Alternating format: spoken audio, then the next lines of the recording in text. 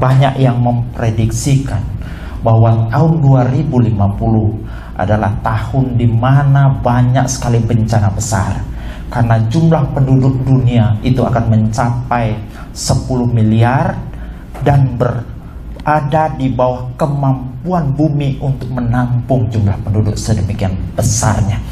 Yang sehingga banyak yang akan memprediksi akan terjadi kelaparan, negara akan cuma mengurusi dirinya masing-masing.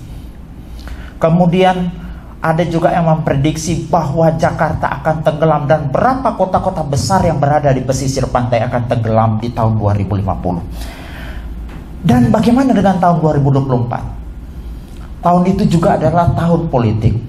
Dan sekarang ini saja saudara-saudara, AI telah mengambil alih begitu banyak pekerjaan manusia. Di Jepang itu sudah ada restoran yang Bapak Ibu kalau mau makan di sana tidak ada manusianya. Cukup datang ke sana, ya. Cukup datang ke sana, kasirnya, tukang masaknya, bahkan yang mengantarkan makanan itu semua sudah robot. Begitu berkembang pesatnya teknologi AI. Dan yang masak itu karena itu adalah robot, tidak ada kesalahan dan tidak ada perbedaan rasa. Berbeda toh kalau manusia yang masak itu misalnya kokinya yang masak atau chefnya yang masak. Itu biasanya ada perbedaan rasa tergantung daripada moodnya tukang masak. Tetapi kalau robot yang masak, bensinnya pas, garamnya pas. Jadi tidak ada perubahan rasa. Rasanya itu stabil, tidak berubah-ubah. Ini yang sudah dibuat di Jepang. Namun demikian, perubahan dari restoran yang tadinya konvensional menggunakan tenaga manusia berubah ke tenaga robot. Itu telah merampas pekerjaan begitu banyak orang. Sehingga kehidupan ke depan itu bukan akan semakin gampang, tapi persaingan ke depan itu akan semakin sulit. Lapangan pekerjaan itu akan semakin sulit didapatkan karena adanya robot-robot dan AI ini. Yang kedua, selain itu kelebihan daripada robot ini ada. Kalau hari buruh tidak pernah unjuk rasa. Sekarang kan banyak begitu ya. Setiap hari buruh unjuk rasa ke pabrik-pabrik, minta kenaikan gaji dan sebagainya, minta THR kalau hari raya. Tetapi kalau robot nggak pakai begitu. Sehingga mau tidak mau ke depan, tenaga manusia itu akan ditinggalkan dan beralih ke tenaga robot. Yang selain itu juga, saat ini banyak mobil sudah diciptakan tanpa sopir. Misalnya Tesla, itu Elon Musk punya mobil itu yang ada dijual di Jakarta sama Rudi Salim. Itu kalau lihat garis putih di tengah, dia bisa dilepas setirnya. Yang penting jalannya ada garis putihnya. Tapi Renault sudah mengeluarkan yang benar-benar tanpa sopir.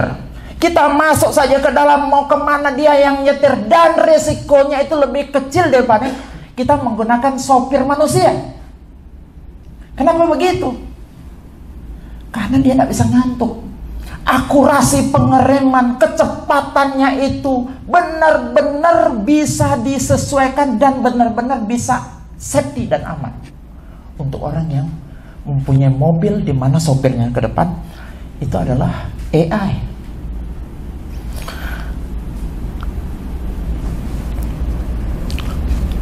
Bagaimana dengan pekerjaan kalau begitu? Bagaimana dengan masa depan? Di Indonesia ada satu badan namanya BPS, Badan Pusat Statistik, yang tugasnya itu adalah mencari data dan mengumpulkan data.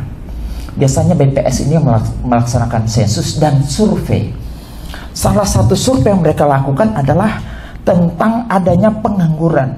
Jumlah pengangguran tahun 2023 di Indonesia ini adalah 7.999.000. Ditambah nanti tahun 2024 di mana orang wisuda semua, banyak yang belum dapat kerjaan. Yang terjadi apa?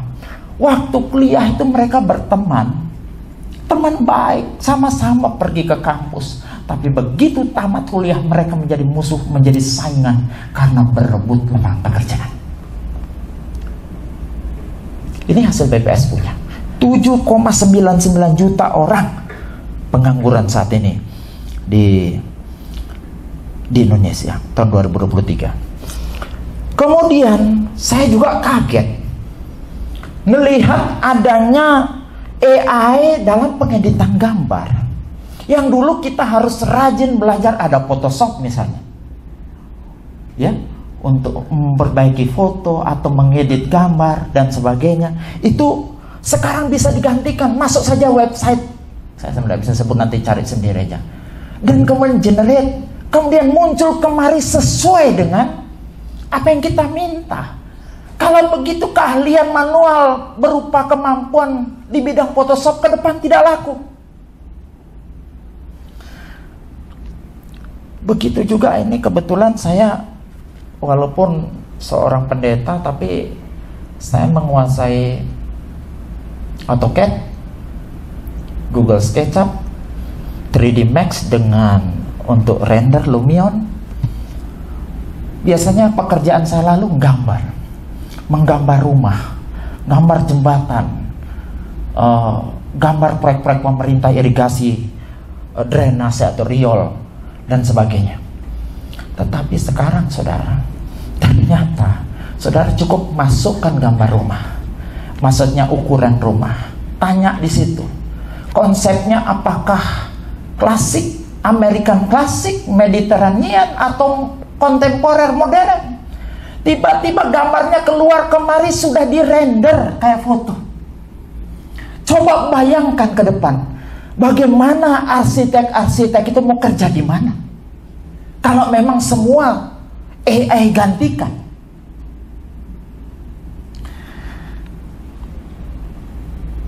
Kemudian di sektor pertanian juga begitu. Sekarang dijarah pekerjaan itu yang dulu pakai manusia. Saya ingat dulu di sawah-sawah masih ada orang yang panen padi dengan bawa arit, kemudian dibanting-banting padinya atau pakai perontok yang sudah pakai mesin.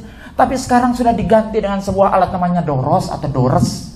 Itu dia cukup jalan begitu saudara-saudara, tiba-tiba yang keluar kemari sudah padi di dalam karung. Mau kemana mereka kerja?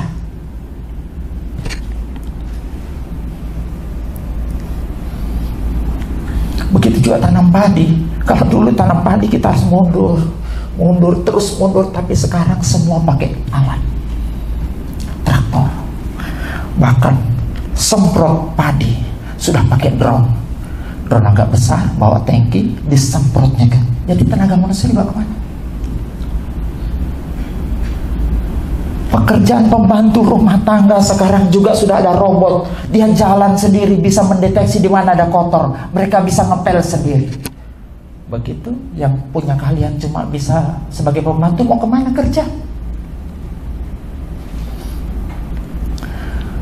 Sektor perdagangan juga begitu. Tahun 2027 ditafsirkan, diramalkan akan terjadi perang dunia. Cina berusaha menguasai Laut Cina Selatan, karena cuma dengan cara itu dia akan bisa menyaingi Amerika. Walaupun sekarang sebenarnya dari satu sisi sudah, dari sisi ekonomi Cina sudah bisa dikatakan sama dengan Amerika. Coba bapak ibu buka Lazada, dulu ada TikTok gitu ya, TikTok Shop. Bagaimana mereka bisa jual baju yang Indonesia bikin misalnya 100.000, mereka bisa jual 25.000. Ini strategi dagang luar biasa. Ujung-ujungnya pertama dikasih 25.000, lama-lama ketika kita sudah bergantung sama mereka, semua usaha lokal di Indonesia tutup. Di situ baru mereka mulai keluarkan harga yang sesungguhnya. Pada akhirnya apa? Banyak sekarang mall tutup, betul? Mall-mall tutup. Yang mall-mall hebat di Jakarta, di Surabaya aja mall-mall sepi lah. Nah, kemana orang berbelanja? Hal yang menjadi pertanyaan, Kalau begini situasinya, lapangan pekerjaan sulit, semuanya diganti oleh AI, semuanya digantikan oleh robot, apa yang kita bisa kerjakan? Tentu kita akan bertanya, bagaimana masa depan saya?